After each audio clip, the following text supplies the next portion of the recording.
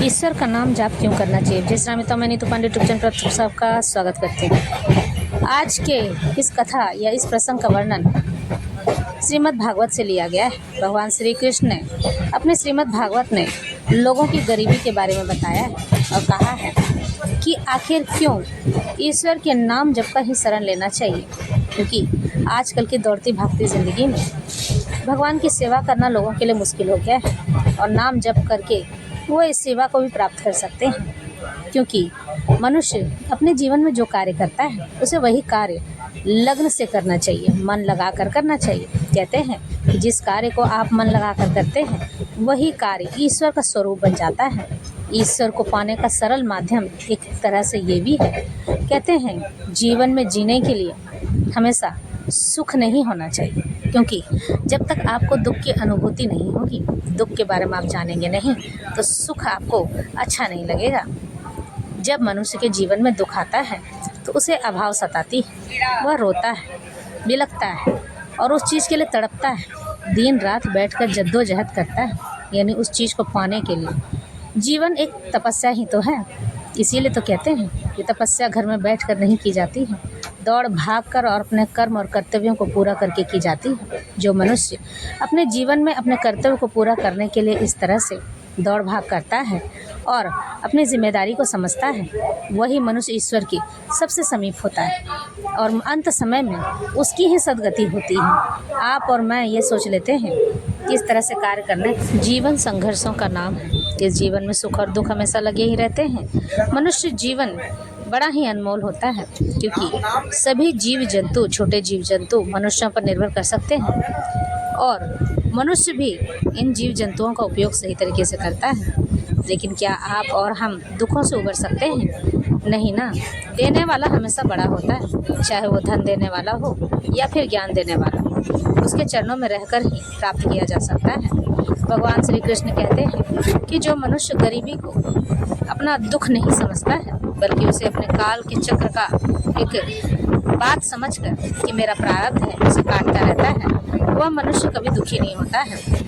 जो मनुष्य दुख को अपना साथी बना लेता है वह कभी सुखी नहीं हो सकता है। वैसे सुख और दुख हमारे जीवन में अत्यंत आवश्यक है, क्योंकि जब आपके जीवन में अभाव होता है तो आप अपने अभाव के लिए लड़ते हैं, झगड़ते हैं, दौड़ते हैं, भागते हैं, मेहनत करते हैं और उस चीज़ की पूर्ति कर लेते हैं। और जब उस चीज़ की पूर्ति हो जाती है तो वही सुख कहलाता है और यही सुख हमारे जीवन में हमें प्रेरणा देता है। यही नहीं, अनुभव भी दे जाता है। ये कहते हैं ना कि एक बूढ़ा बुजुर्ग व्यक्ति घाट घाट का पानी पिया होता है, यानी कि अनुभव का ज्ञानी होता है। हमारे जीवन में अनुभव से हमें सब चीज़ मिलता है। सुख पाने के लिए भी अनुभव की अत्यंत आवश्यकता होती है, क्योंकि आप गरीब हैं और अचानक आपके पास सुख आ जाएगा तो उस सुख का मोल नहीं रह जाएगा। लेकिन जो ही गरीबी से तोड़कर मरोड़कर टूटकर आप अमीरी में पहुँचेंगे तो आपको उस अमीरी का, उस सुख का अनुभव होगा। वैसे असल सुख तो परमात्मा में है। परमात्मा ही हमारे जीवन का मूलभूत आधार है। उनसे ही सृष्टि शुरू होती है और उन पर एक खत्म। गरीबी मनुष्य को तोड़ कर रख देती है, लेकिन इस बीच भी जो नहीं टूटता है वही ईश्वर को प्राप्त कर सकता है। भगवान श्री कृष्ण रुक्मणी को एक बार बताते हुए कहते हैं कि हे रुक्मणी, गरीबी बहुत दुख देती है और गरीबी से ही मनुष्य अपना हर काम मजबूरी में करने लगता है। वो ये सोच कर रह जाता है कि हम तो गरीब हैं, हम क्या ही कर सकते हैं, हमारे पास तो धन नहीं है, तो हम कैसे करेंगे। इसलिए वह मजबूर होकर चुपचाप बैठ जाता है। लेकिन क्या गरीबी हमें तोड़ सकती है? नहीं। जिसका आत्मबल मजबूत होता है उसे गरीबी कभी नहीं तोड़ सकती है। गरीबी में जीना तो हो सकता है, लेकिन मनुष्य को गरीबी में मरना नहीं चाहिए, क्योंकि जीवन संघर्षों का नाम है। जीवन में संघर्ष नहीं हुआ, कुछ नहीं हुआ, जीवन का आनंद ही समाप्त हो जाएगा। भगवान कहते हैं कि संघर्ष से करते करते जो मुझे हर पल याद करता है, मैं तो हर पल उसका हो जाता हूँ। उसके लिए उसे मुझे बार बार पुकारने की आवश्यकता नहीं पड़ती। जहाँ कहोगे मैं वहाँ स्वयं आ जाऊँगा, बस तुम हृदय से पुकारो तो सही। बात तो सही है। ईश्वर को हमने जब भी पुकारा है वो हमारे लिए प्रत्यक्ष हो आते हैं और हम ही हैं कि जब हमारे पास दुख और गरीबी आती है तो हम भगवान को पूछने लगते हैं। ऐसा नहीं करना चाहिए, क्योंकि जो मनुष्य ईश्वर को कोसता है वह दुख का पुनः भागी हो जाता है, क्योंकि बिना वजह के हम उन्हें दोष देने लगते हैं और कहते हैं कि हे भगवान, मैंने ऐसी पशु कौन सी गलती की थी। आदमी हर पल हर क्षण गलती करता ही रहता है, जबकि अगर कोई व्यक्ति किसी चीज़ का लेनदार है, लेने लायक है, तो उसकी हर जगह जाके अवहेलना नहीं करनी चाहिए। यानी कि किसी ने आपसे उधारी ली है, उसे 10 जगह जाकर प्रताड़ित नहीं करना चाहिए, बल्कि आप ये समझ लेना कि ये उसके अधिकार का पैसा था, इसलिए उसके अधिकार में चला गया।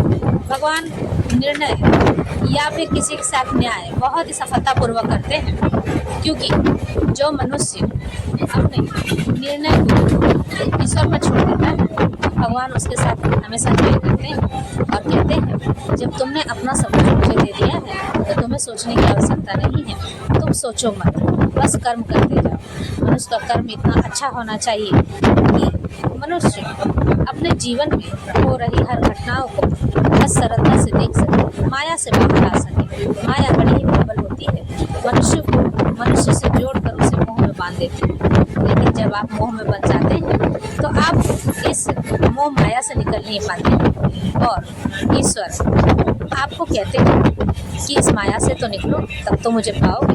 लेकिन मनुष्य ही ऐसा है कि अपने भाई बंधु सखा परिवार धन जमीन जायदाद इन सब माया में बंधा रहता है। माया ऐसे बांध कर रखती है मानो उसे निकलने न देना चाहती हो, लेकिन जब मनुष्य अच्छा कर्म करता है, भगवान से प्रीति कर लेता है, तो माया प्रबल समाप्त होने लगता है। धीरे धीरे माया खुद ही हटने लग जाती है और मनुष्य सब चीज़ से दूर हटकर ईश्वर में संलग्न हो जाता है।